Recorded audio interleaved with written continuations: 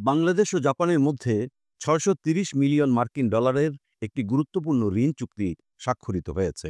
রাজধানীর শেরেবাংলা নগরের NEC-2 সম্মেলন কক্ষে আয়োজিত এক অনুষ্ঠানে এই ঋণ চুক্তি স্বাক্ষর হয়। ৪৬তম ইয়েন লোন প্যাকেজের অধীন দ্বিতীয় ব্যাচের আওতায় জয়দেবপুর ঈশ্বরদী রেলপথে ডুয়েল গেজ ডাবল লাইনের নির্মাণ প্রকল্প পর্ব ১ বাস্তবায়নে এই ঋণ সহায়তা দেবে জাপান। বাংলাদেশ সরকারের পক্ষে অর্থনৈতিক সম্পর্ক বিভাগের সচিব মোহাম্মদ শাহরিয়ার কাদের সিদ্দিকী এবং জাপানের পক্ষে জাইকা বাংলাদেশের চিফ রিপ্রেজেন্টেটিভ ইচিগুচি টোমোহাইট চুক্তিতে স্বাক্ষর করেন।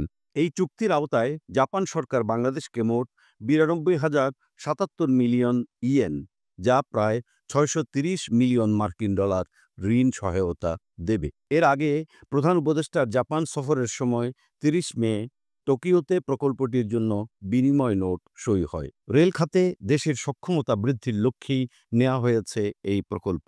এর আওতায় জয়দেবপুর থেকে ঈশ্বরদী পর্যন্ত ১৬২ kilometre dual gauge main line নির্মাণ, ২৫ কিলোমিটার লুপ ও সাইডিং লাইন স্থাপন, ১১ কিলোমিটার বিদ্যমান লাইন পুনর্গঠন এবং ৩টি নতুন রেল স্টেশন সহ সংশ্লিষ্ট অবকাঠামো নির্মাণ করা হবে। প্রকল্পে ঋণের সুদের হার নির্মাণ কাজের জন্য ২%, পরামর্শক সেবার জন্য ০.৬৫% এবং এককালীন ফ্রন্ট অ্যান্ড ফি ০.২০% নির্ধারণ করা হয়েছে।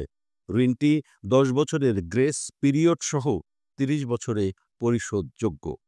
উল্লেখ্য, প্রকল্পের ইঞ্জিনিয়ারিং সার্ভিসের জন্য এর আগেই ৩২ মিলিয়ন ডলারের একটি পৃথক ঋণ চুক্তি হয়েছিল।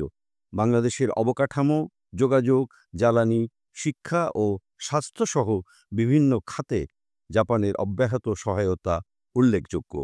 এখন পর্যন্ত জাপান সরকার বাংলাদেশকে মোট ৩৩.৬২ বিলিয়ন মার্কিন ডলারের ঋণ ও অনুদানের প্রতিশ্রুতি দিয়েছে।